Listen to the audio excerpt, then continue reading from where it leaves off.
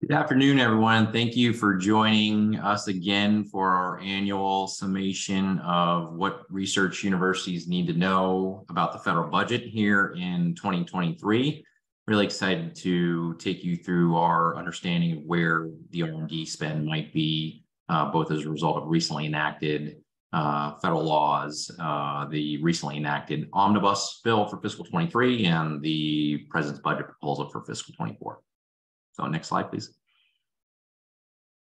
My name is Ed Williams. I'm Senior Vice President and General Counsel here at McAllister and Quinn. I bring about 22 years or so of experience to today's conversation, analyzing, monitoring, influencing in certain cases the federal budget and appropriations process. I spent 15 years on Capitol Hill, first in the House and then in the Senate. And I've been here at McAllister and Quinn for about 8 years, working with a number of research universities across the country. I'm joined here today by two of my wonderful colleagues from our research universities practice, and I'll have them say hello now.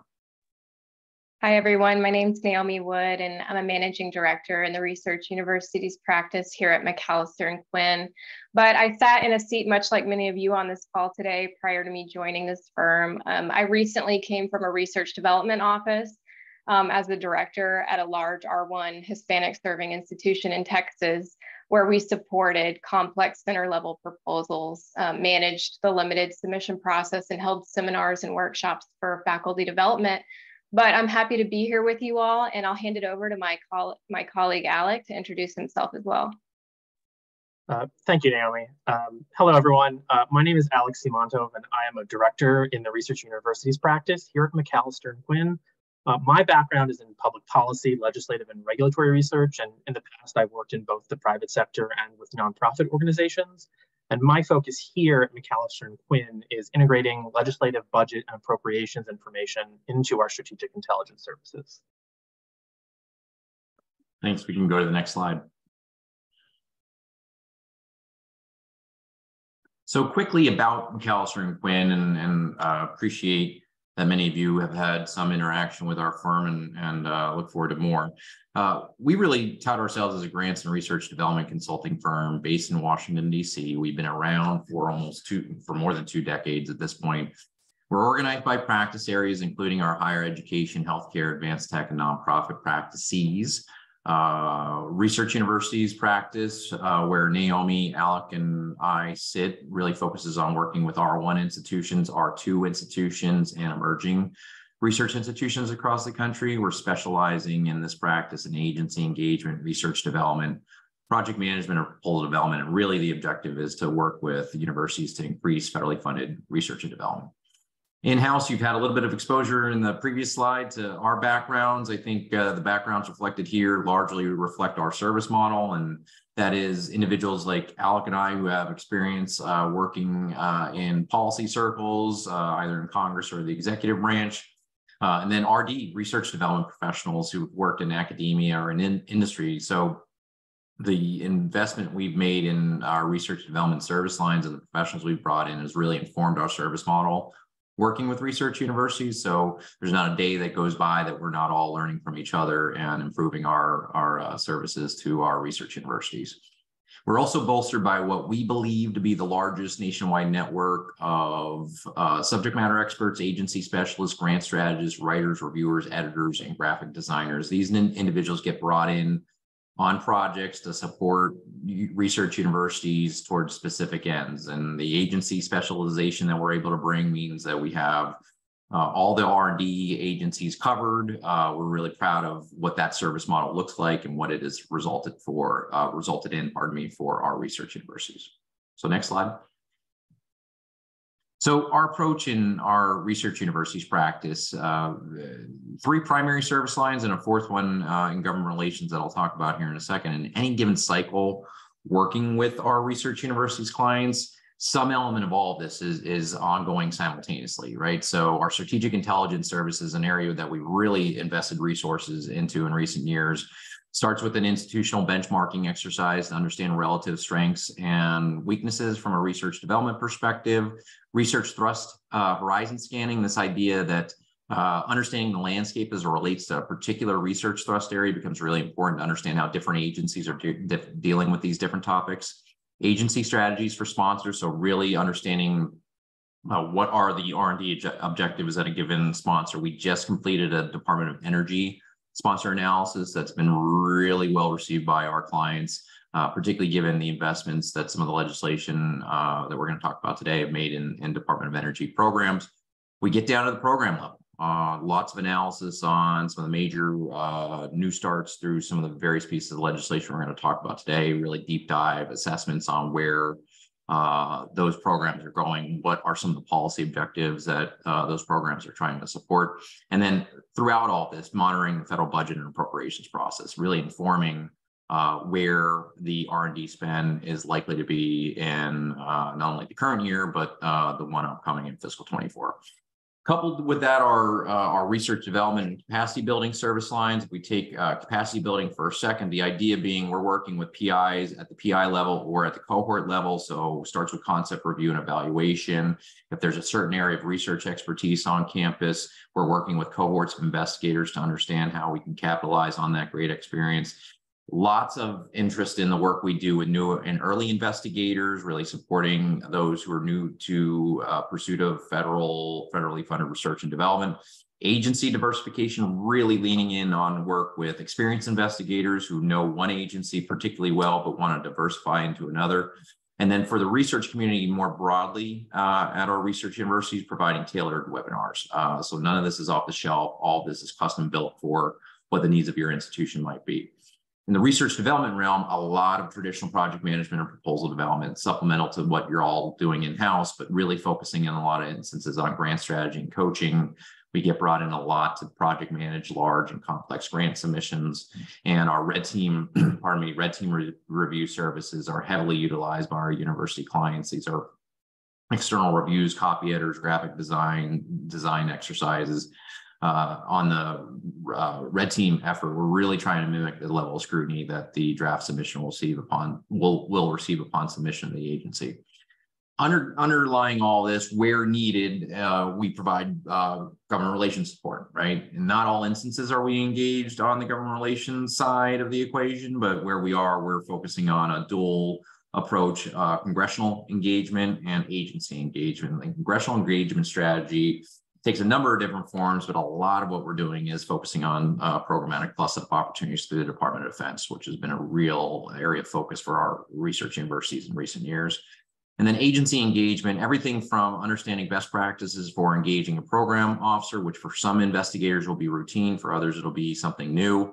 How can we have a productive meeting? What are some of the marketing documents and campaigns we need to undertake to help raise the profile of not only an institution, but also the individual principal investigator. So again, any service line is being utilized in any given cycle on a multi-pronged approach, and we're really proud of that. Next slide, please. So discussion topics quickly. We're going to cover, the team will, recent federal R&D investments, go through some quick agency updates. We can't go as deep as we want on any one agency, just given the time constraints that we have today. Funding outlook, I'm really looking forward to the presentment of this slide because I think it gives you a good sense of how we work, but also some of the upcoming opportunities that are important.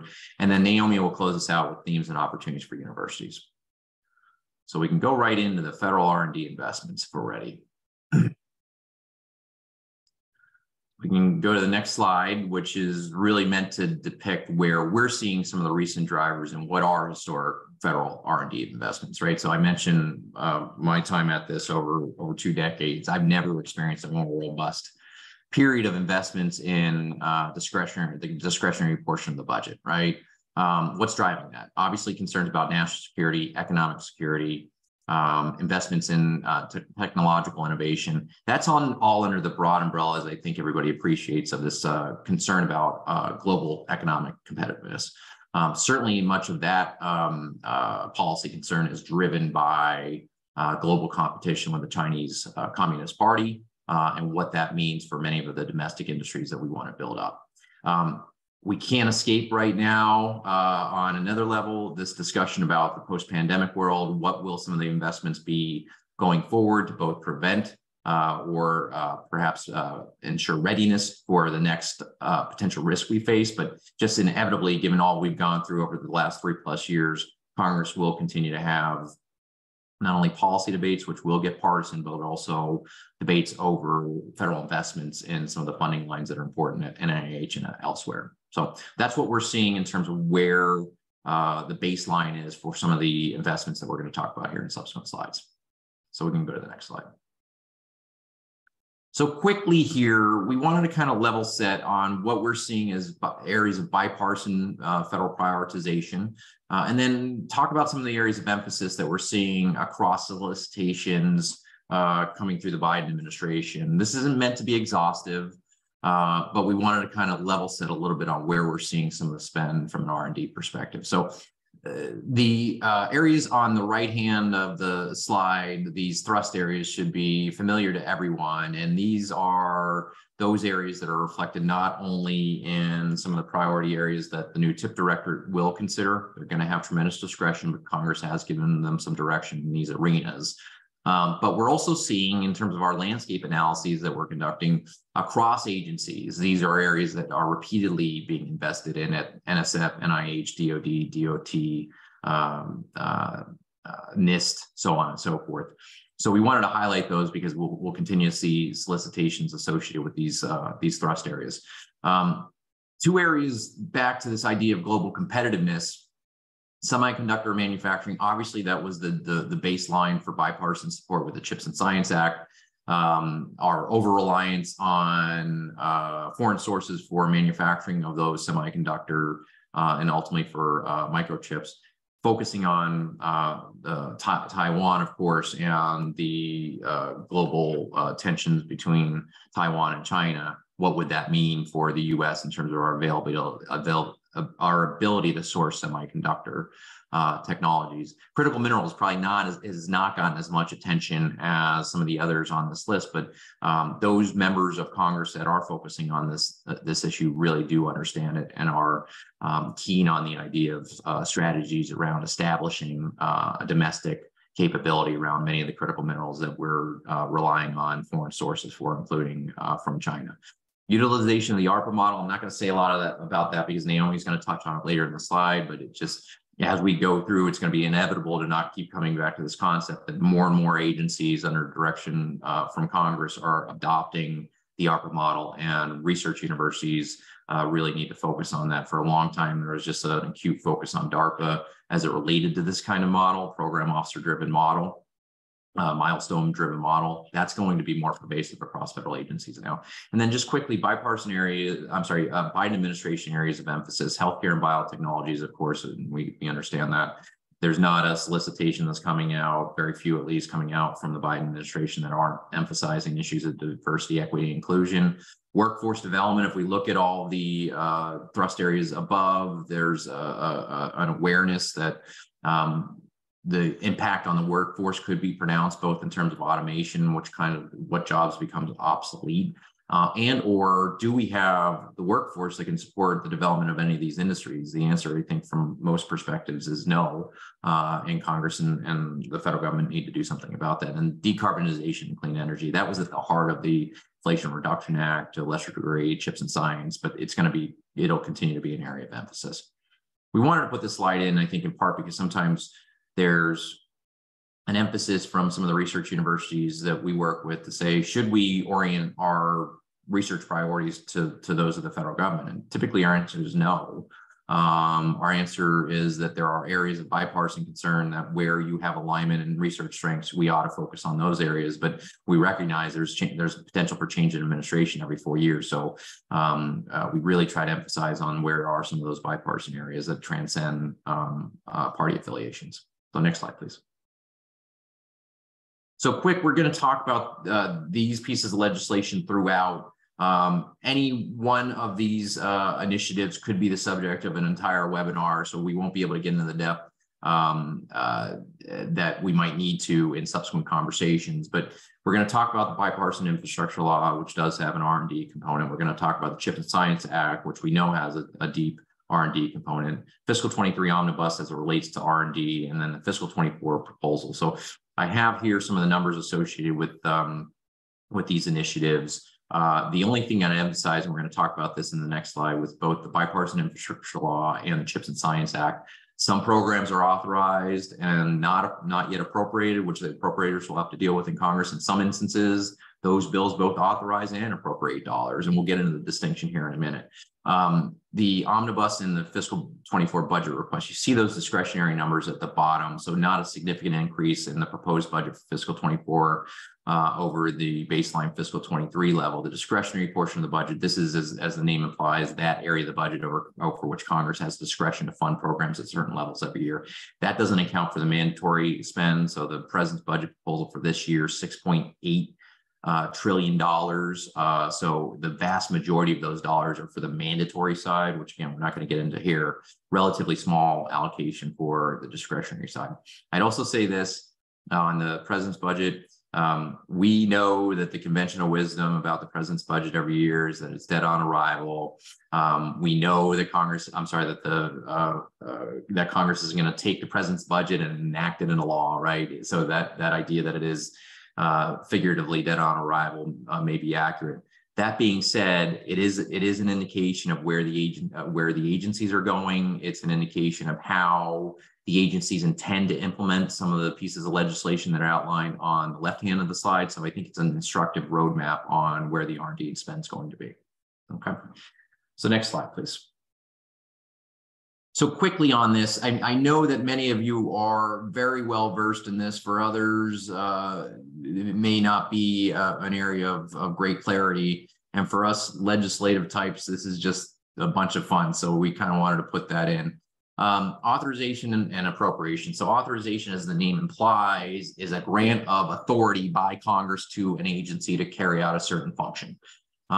Typically in the authorization process, Congress not only grants that legal authority to act, it also sets a top line amount that could be spent on that particular activity. It does not generally, authorization bills generally do not have funding attached to them. That is a function for the appropriators in the appropriations process, which is outlined in brief on the right hand of the slide. So this is where Congress makes those allocation decisions, right? The idea here, and what we should all be aware of, is that it is relatively rare for Congress to appropriate dollars at the fully authorized level.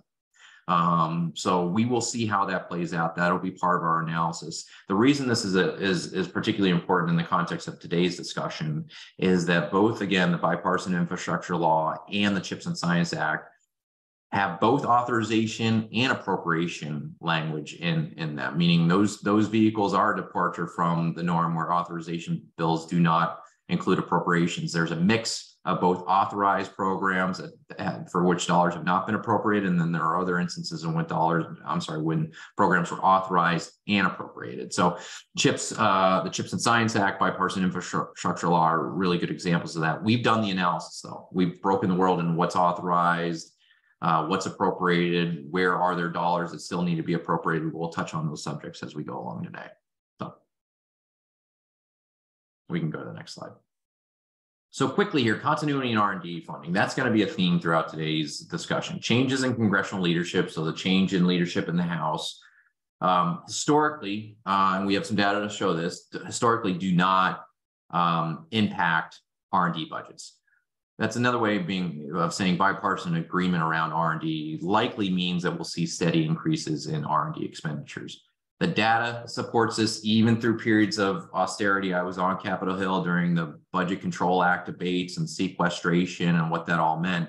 And while those budgets might not have grown in R&D agencies at the level anybody on this Zoom call would have liked to have seen, they did steadily increase.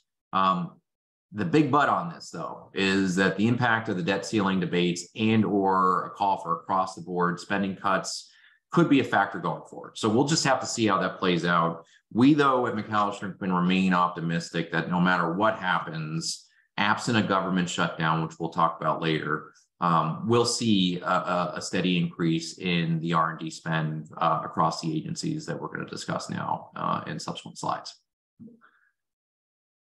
So we can go to the next one. I think now we'll hand it off to Naomi to take us through where these consistent investments have been.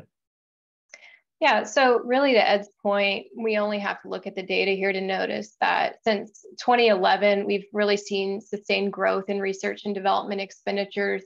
And that's both federally financed and non-federally financed. So like Ed said, even at the most contentious moments where there were partisan disagreements in Congress, we continue to see flat or modest budget increases over the last 10 to 12 years. And we should expect to see these R&D investments to continue. Next slide. So here we break it out by R&D funding by agency, and we see similar patterns of continuity in agency funding, with a large chunk of the federal budget going to the Health and Human Services Agency, which houses the National Institutes of Health. And then in light turquoise at the bottom, which is the DoD funding, we also see steady increases. And then close behind that is the National Science Foundation in blue up at the top. So really just to illustrate to Ed's point that R&D funding is expected to continue with either flatline or modest increases. Next slide, please. So I want to spend some time on the National Science Foundation and what we're seeing here and with budget trends over time. While we've seen steady increases from FY22 to FY23, I quickly want to note that in March, with the president's budget request, he requested almost a $2 billion increase to NSF, which is almost a 20% increase overall, with the majority of those funds proposed to go into the new TIP Directorate and major research infrastructure and equipment. I just quickly want to note that one of the directorates here was renamed this year to STEM Education. This directorate was previously called the Human Resources Directorate, as most of you are familiar. But I really want to dig more into the TIP Directorate, and we can go to the next slide. So just a reminder, 1 year ago, NSF announced the establishment of the TIP Directorate, and that's, for those of you who are not familiar, it's the Technology, Innovations, and Partnership, what we all call TIP. And this was really the first directorate in more than 30 years. Just a few months later, Congress passed the CHIPS and Science Act, authorizing the establishment of the directorate and charging it with the critical mission of advancing U.S. competitiveness through investments that accelerate the developments of key technologies and addressing pressing societal and economic challenges. I'm sure we sound like a broken record if you've listened to any of our webinars over the last year, but we cannot stress this point enough that partnerships, specifically those that cross-cut between academic institutions and industry, are a huge federal priority. And the budget reflects that across the agencies. In TIP alone, the president has asked Congress for a 5,000% increase to help bolster strategic partnership priorities within TIP, and you can see that here on the slide. The other focus areas within TIP are the innovation and technology ecosystem, experiential learning for emerging novel technologies, advanced manufacturing, artificial intelligence, and biotechnologies. One quick note here, we help benchmark our clients against these topical areas often and let them know where they have strengths and weaknesses, much like what Ed said before, and who they should be collaborating with if you don't have strengths in a certain area. So a final note on this slide before we move on to NIH, you might be asking, as Ed said, what if Congress doesn't fund what the president has proposed? We want to remind everyone here on the call that NSF has tremendous discretion to move money around and to fund its own priorities and continue the healthy investments despite what happens in Congress. So we'll talk now about the National Institutes of Health, and I'll hand it over to Alex. Thank you, Naomi. So taking a look here at the numbers for both NIH and ARPA-H, I think the key takeaway you should really walk away with from today's webinar is that what we're seeing is the administration's focus shift really towards scaling up ARPA-H, which was stood up last year after FY22. You can see that in fiscal 23, NIH received a 6% increase, and the request for fiscal 24 is just under 2%. And the only real exceptions within NIH are the National Cancer Institute, which is one of the leading agencies in the Cancer Moonshot Initiative, and the National Institute of Mental Health, which is undertaking right now a lot of post-pandemic mental health research. And that accounts for most of the requested increase at NIH for fiscal 24. In comparison, if you look at ARPA H, you'll see starting in FY22, it originally got $1 billion in funding. We've seen that increase to $1.5 billion for FY23. And in terms of the request for fiscal 24, the administration is asking for close to 67% in terms of a requested increase. Next slide, please. So taking a bit of a deeper look at ARPA H, the fiscal 23 omnibus bill officially authorized ARPA H. And what that did was it resolved a couple of conflicting legislative proposals that had been introduced in the last Congress.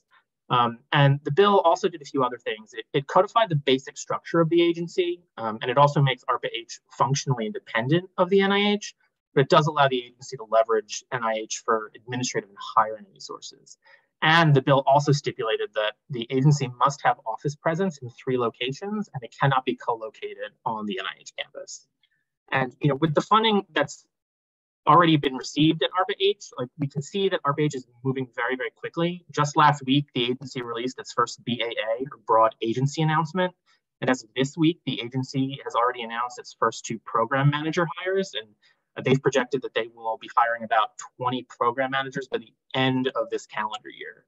ARPA H also just announced within the last week that they are drafting solicitations for their hub site selection, and they're seeking feedback on that. And they expect that they will have 2 of those hubs selected perhaps as early as fall of this year. And our core team here at the Research Universities practice has been tracking and monitoring developments at ARPA H for over a year now. We've been attending webinars, workshops, proposer days. We've been interviewing and speaking with experts at both NIH and DARPA who've played a role in helping set up this agency. And we've been doing all of that as part of an effort to create a sponsor analysis that will advise our clients on how to effectively engage with ARPA H, connect with their incoming personnel, their program managers, and ultimately craft compelling and successful proposals. Next slide, please. So moving on to the Department of Energy, and I want to start off with the Office of Science. What we've seen, even beyond the last 2 funding cycles, are really steady and consistent funding increases for this office. The Office of Science is DOE's clearinghouse for all of its basic research. And given the bipartisan support that the office has received, we'd really expect that trend to continue, barring something drastic like a government shutdown. Elsewhere within DOE, the offices where we're seeing significant increases in investments are in the applied energy technology offices. So that would be offices like the Energy Efficiency and Renewable Energy Office, the Office of Clean Energy Demonstrations. And the Office of Clean Energy Demonstrations, otherwise known as OCED, that office was created by the Bipartisan Infrastructure Law, and that's going to play a key role moving forward in the implementation of a lot of the Bipartisan Infrastructure Law programs. And you can see on this slide how much that started off small and is going to scale up very, very quickly, given what's been authorized in the infrastructure law. Next slide, please. So we've gone ahead and broken down the full set of authorizations within the Bipartisan Infrastructure Law for the Department of Energy through fiscal 26. And there's about $75 billion earmarked for DOE. And you can see here on the chart, about 3/4 of all of that funding is planned for just 4 offices: the Office of Clean Energy Demonstrations, Energy Efficiency and Renewable Energy, Electricity, and Fossil Energy and Carbon Management. And OECD accounts for more than 1/4 of that funding. And just to go back to something that Ed had mentioned previously, the Research Universities practice within, let's say, the last 2 weeks, we recently released a sponsor analysis of the Department of Energy for our clients. And what we did was that sponsor analysis analyzes both the federal funding landscape of the department, and it details best practices for engaging the Department of Energy and all the various different sub-offices within the department, how to grow and diversify research within the DOE, and then also including profiles of DOE offices for those who may be less familiar with the agency or less familiar with particular offices. And now I will hand this back to Ed. Yep, we're going to touch on DoD and the Department of Commerce very quickly here. So DoD, just to level set, I mentioned $1.7 trillion in discretionary spending roughly on an annual basis at this stage. The Pentagon's budget, as many of you know, is anywhere between $800 and $900 billion of that. So a significant portion of that going for defense discretionary spending. Where we focus on a lot with our clients is in the RD&T, research, development, and test and evaluation accounts, particularly the Science and Technology Directorate 61, 62, 63. We know many universities have great familiarity with these lines. Big takeaway here is that if you look on the right-hand side, the side of the slide, you're seeing a lot in the way of red. The idea being that this administration is not requesting funding at even the fiscal 23 enacted level. So does that mean there'll be cuts? We'll have to see. In my experience, the answer is no, meaning the administration took this posture to perhaps figure out some way to cut a portion of the Department of Defense's budget as it relates to their proposal, because it minimizes to the degree they can the total spend on defense. This has happened before. It's happened in the previous administration, the administration before that, Democrat and Republican, where the cuts were proposed in basic and applied, particularly 61, 62, and those dollars were restored. So while I'm not here to make predictions on this, I think it's a pretty good bet that the underinvestment that's proposed in the Department of Defense's budget for 61 and 62, 63 will be restored. The one line that you see here that is funded well is DARPA, right? And I think that reflects the administration's predisposition towards the utilization of the ARPA model, the understanding that Congress is very supportive of utilization of the ARPA model, and the idea of that many of our most recent innovations over time come through some of the research being conducted at DARPA. So we'll continue to see that investment, but my bet is that a lot of these funding lines will get restored or increased in the president's budget cycle. I'm sorry, in the fiscal 24 appropriation cycle. Next slide, please. Commerce. So commerce has been an area of investment by the administration and Congress in recent years. Many of you, I'm sure, lived the Economic Development Administration Build Back Better funding solicitation. These are baseline numbers for these sub-agencies within commerce. It doesn't reflect some of the supplemental funding. In fact, some of the supplemental funding dwarfs the entirety of the budgets for these agencies on an annual basis. So they're trying to push a lot of money out through a pretty small straw, if you will, over time. So Economic Development Administration, we're going to see some major potential investments there.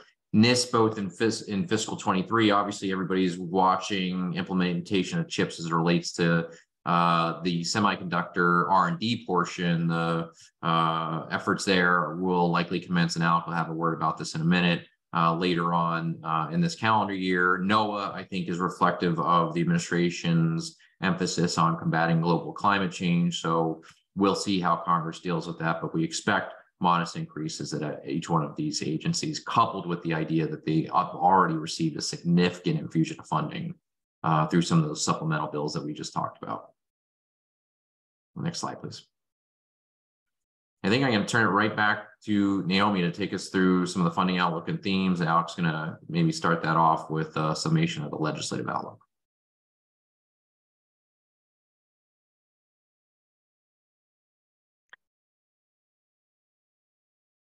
Yeah, so I do want to take a moment to point out here, and I want to use the top portion of this timeline as an example for CHIPS, and that the research universities practice, like we've been attending webinars and workshops from the CHIPS office since late summer of last year, really been closely monitoring the build out of the office that's going to oversee all of this within the Department of Commerce.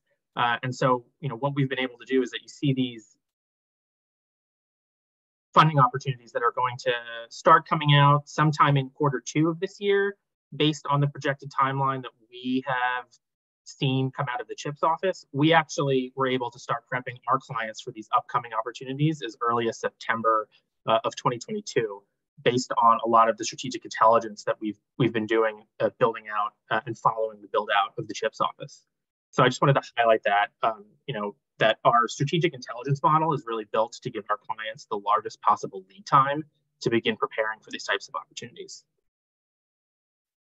Yeah, I might say a word on this quickly. So we started out by saying, should we provide a legislative outlook? And we decided not to go that route because, frankly, we don't expect much to happen from a legislative perspective. Obviously, there'll be the debates that we're all hearing about with the debt ceiling, and the appropriations process will commence. There'll be a lot of focus on the president's budget in the next couple of weeks and Congress reacting to that. But we thought it would be instructive to lay out, we're talking about CHIPS, we're talking about the NSF TIP Directorate, all these new opportunities. What does that actually mean from a planning standpoint, right? So to Alex's point, we've laid this out methodically. This is a good indication of how we work with our clients to try to get ahead of the curve, if you will, on some of these major funding initiatives, given that many of these initiatives are going to be a focus of the administration's emphasis on implementation over the next 2 years as opposed to legislation.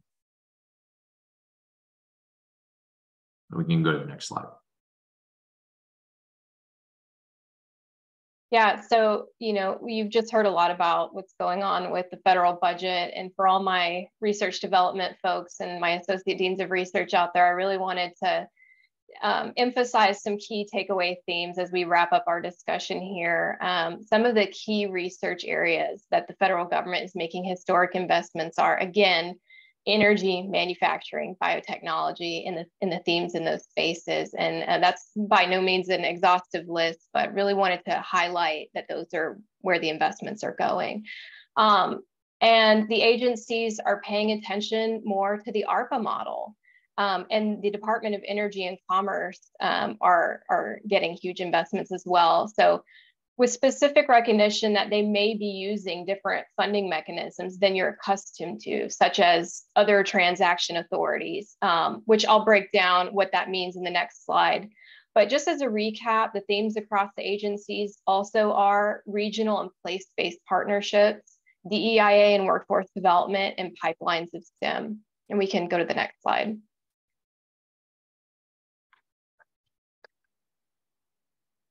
We can go to the next slide after that. Yep, here we go. So I just wanted to talk to you about taking proactive approaches and the challenges that come with this information about the budget is how do we practically prepare our institutions and faculty for success to compete in these new arenas. And this doesn't fall just to research development offices, but the whole sponsored programs enterprise to be ready to pursue these opportunities. 3 strategies that we want to leave you with here today are prioritize, identify, and act on strategic intelligence, build faculty capacity, and start cultivating partnerships or maintaining partnerships that you already have. Pursue all viable pathways to funding. Next slide, please. So I want to start with seeking and acting on strategic intelligence. We've talked a lot about that today. What does that look like to your research enterprise? This looks like monitoring what's happening in the federal landscape and strategizing to align with those priorities. It could look like benchmarking yourselves against those federal priorities to understand where your strengths and weaknesses are and where you should be partnering, where you don't have expertise. It could look like aligning or realigning your strategic plans towards research areas where there are significant federal investments. It could look like maintaining or building nimble, quick response teams to deploy on new opportunities. Things are going to move quickly, especially if inspired by the ARPAs or critical legislation like CHIPS or the Bipartisan Infrastructure Law, which we've talked a lot about today. This is not your typically recurring annual program that you can sit back and wait to come back around. You have to act fast and be nimble. Also, what I probably should have mentioned first is paying attention to the federal budget. But the good news is you're already here, you're already doing that. So you've achieved that step at least. We can go to the next slide. So building faculty capacity and cultivating partnerships, this can help build skills where traditional grant seeking may not be enough or where funding diversification is needed. What does building faculty capacity look like practically? Think about the soft and the hard skills that faculty need to lead in these new federal investment areas. Skills like communication, meeting facilitation, diplomacy, leadership, project management, DEI, workforce development, and the list goes on. Teach faculty how to synthesize their research or expertise in the form of bite-sized concepts. They'll need to learn how to pitch, talk to program managers over Zoom in often a very small window of time, and write no more than 1 or 2 pages of strong, compelling concept papers. Another thing, if I'm talking to you folks in those RD offices, is facilitating partnership engagements and kickoff meetings and networking events or planning meetings well in advance of a solicitation dropping. Now more than ever, and you're seeing this, meaningful partnerships are the key ingredients to addressing these large-scale problems that our federal government cares about. Another example is, building out workshops or presentations to help faculty understand the ARPA models, Palomar Catechism questions, and the ARPA ways of working, which is typically fast, milestone-driven research that require strong relationships with the program manager. These are not typically peer-reviewed grant submissions. So these folks often have unilateral authority and fund projects, or at least the gatekeeper of these ideas to get them through the door. So just wanted to mention that. Next slide. And then the last proactive approach we can talk about is pursuing all viable funding pathways. This can sound scary. We're all accustomed to those grant mechanisms, and they're easy to understand. We've built up sponsored projects offices around that. And we're all familiar with those traditional pathways, but really start considering how to pursue non-competitive pathways, such as earmarks, programmatic increases, also known as plus-up, OTAs, the other transaction authorities. If you're not familiar with what OTAs are, they're much more flexible business arrangements to acquire funds quicker, to jumpstart these technological advancements, or to quickly develop a prototype, for an example. Another thing to think about is pursuing all pathways is become more strategic and influential even before a funding opportunity drops. This means paying attention to when requests for information are released by these agencies. If you're in an RD office, this could look like providing good templates to your faculty or a workshop on RFI writing. We definitely don't want you to walk away from this presentation feeling like your hair's on fire with new initiatives. Our team also provides expertise and consulting on all the topics we outlined in this presentation today, from the budget briefs to strategic intelligence and how to engage or approach different agencies, all the way through project management and proposal submission, like we've talked about. We understand if you don't have capacity in-house, we're here to talk you through that. So feel free to reach out to us and give us a call if you have questions or you have needs. But we'll go ahead and conclude this part of the presentation and take any questions that have come up.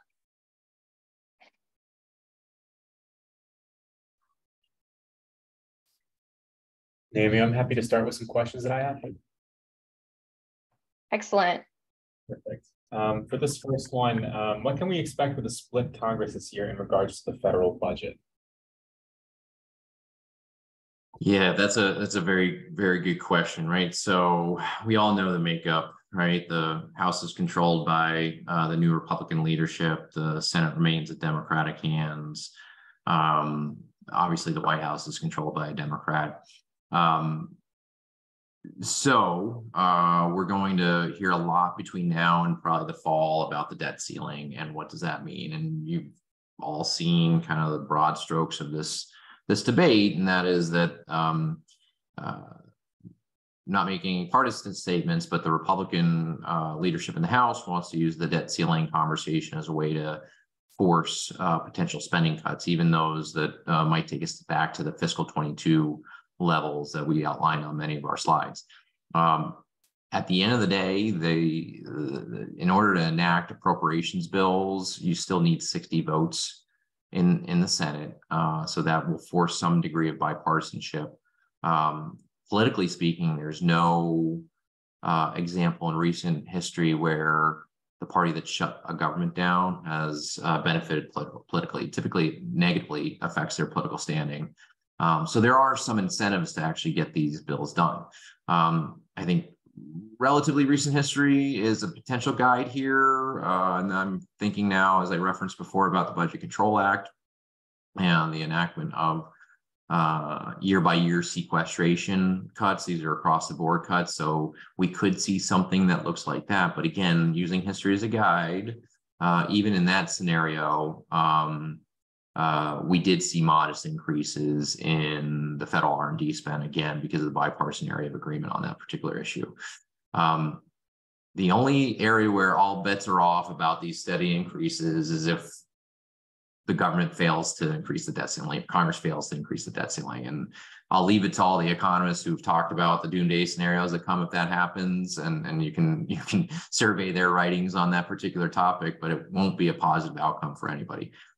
I just see the political downside for both sides as being so drastic that that's not a likely outcome. And I do think at some point we'll have a fairly normal budget process. And by that, I mean, it'll be messy. It will be partisan, but at the end of the day, those 12 appropriations bills will be enacted into law. So. Thanks very much, Ed. Another question I have here, any updates on the location headquarters for ARPA-H? And do we know when the first FOAs are going to come out? Might be a good one for you, Alec.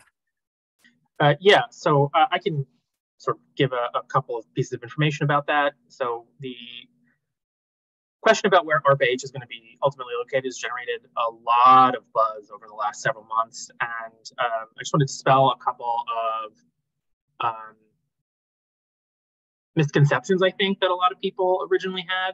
ARPA-H is going to be a lot smaller than NIH as an institution. NIH has thousands of employees. The central headquarters is in Bethesda. It's an entire campus. ARPA-H is not going to be like that, and they've been pretty clear in their public pronouncements so far that their physical presence is wherever they do land is going to be very, very light. It's just basically going to be office space. They're not going to have their own labs. They're not going to have anything like that. They're really going to rely on creating 3 hubs around the country, one in the DC area, presumably not in Bethesda since it can't be located there, and then 2 others. Those 2 are part of what they're soliciting, drafting solicitation right now, which they hope to have selected, I think sometime in the fall. But that's going to basically be 2 locations somewhere, and then they're going to have attached consortiums around those 2 hubs. Thanks so much, Alec. Another question for you, Ed. Any talk of what happens if the government shuts down? Well, sadly, we have a couple of examples in recent history over the last 25 years or so. And that would be situations where portions of the federal government shut down, and a lot of discretionary programs will not function. If we're thinking about NSF, NIH, and those agencies, DOE, DOD to a lesser degree, I'm sure there are investigators represented here who have experienced this, where the slowdown on reviews will come, the slowdown on agency determinations will come, the issuance of new solicitations will freeze until Congress enacts the spending bills for those agencies. There are scenarios, and I know this kind of gets lost in the minutia, where Congress might pass bills to fund certain functions of the government for certain departments within the government and not others. Meaning they'll fund the Pentagon and Homeland Security through 1 or 2 appropriations vehicles. Those programs will run, those agencies will run just as they would under any circumstance, but other agencies scattered across the federal expanse won't be functioning. Even in that scenario, again, the political imperative is to actually get to not shut these programs down because of the fallout that inevitably comes. But we could see a scenario where there's partial shutdown. I don't see it now, just because, again, of my experience viewing this from the political lens. But if it does, I think at some point those agency budgets will get funded and things will get back to normal. So if anything, from the perspective of the research and development spend, certain activities will slow down, but they won't stop forever. So. Thanks very much. And then the last question I have here is regarding chips. What are the other large center grants that are coming out soon? Alec, you want to take that one? Sure. So what we see coming out within the next couple of months with CHIPS R&D, we're going to see the open competition for the new Manufacturing USA Institute. And I expect the competition for that's going to be very, very, very fierce. And we are also going to see the establishment of the NSTC, the National Semiconductor Technology Center. The advisory committee that was advising the Department of Commerce submitted its official recommendations back in December or early January. And so within the next couple of months, we should be seeing solicitations for standing that up. And that's going to be like a network, again, of different hubs around the country. So they're expecting that center is not going to be physically located in one place. It's going to be spread throughout the country at different institutions. And so those are the two really, really big things coming out of CHIPS. And then not CHIPS related, not CHIPS specifically, but CHIPS related is the regional technology and innovation hubs from the Economic Development Administration. The RFI for that went out in February, so we'd expect that the first solicitations for those regional tech hubs should be coming out sometime in possibly Q2 of this year. Thanks, Alec. And just had one other question pop through to share. You showed material science as an important area in one of the early slides. Is this in relation to the three key research areas, including energy, manufacturing, and biotechnology? Yeah, that's a really good question. Thank you for it. So when we reference material sciences, we were talking about those thrust areas that are not only reflected in the orientation or the direction from Congress with the TIP directorate, but what we're seeing in our analysis is across agencies. So certainly the Department of Energy, certainly NIST on the manufacturing level, biotechnology out of NIH and elsewhere. So I think material sciences is one of those cross-cutting research thrust areas that several federal agencies are focused on. What we're trying to convey in that arena is from a public policy perspective, energy, manufacturing, and biotechnology are key areas of concern. And material sciences obviously can factor into some of the solutions the federal government is looking at for all three of those areas. So I think the answer is yes, that material science will factor into solicitations related to those topical areas of energy, manufacturing, and biotechnology. But I'd also just emphasize that across federal agencies focused on research and development, material sciences is a major area of emphasis. Thank you very much. All right, I think that's all the questions I have. Any closing statements for anyone before I sign us out here, folks? Just a word of thanks. We appreciate the interest in our webinars. We try to do this on a fairly regular cadence where this time of year we want to talk about the recently enacted appropriations bills, whether they come individually or through an omnibus, and then preview or sum up what we're seeing in the fiscal 24 budget proposal. Obviously, this year was a little bit different because of these massive pieces of legislation that also have to factor into the R&D spend. But we'll continue to do this. We appreciate your feedback, the interest from research universities across the country. And we do want to be seen as a thought partner, as a resource. So feel free to reach out to us if there's anything we talked about here today that we can elaborate on for you. But Naomi, Alec, if you have anything to say, go ahead and do that. Otherwise, we'll extend our gratitude and see you next time. Perfect. Thank you, everyone, for attending today's webinar. After this webinar ends, you'll be prompted to fill out a brief survey, and it'd be greatly appreciated if you took the time to do so. Have a wonderful day.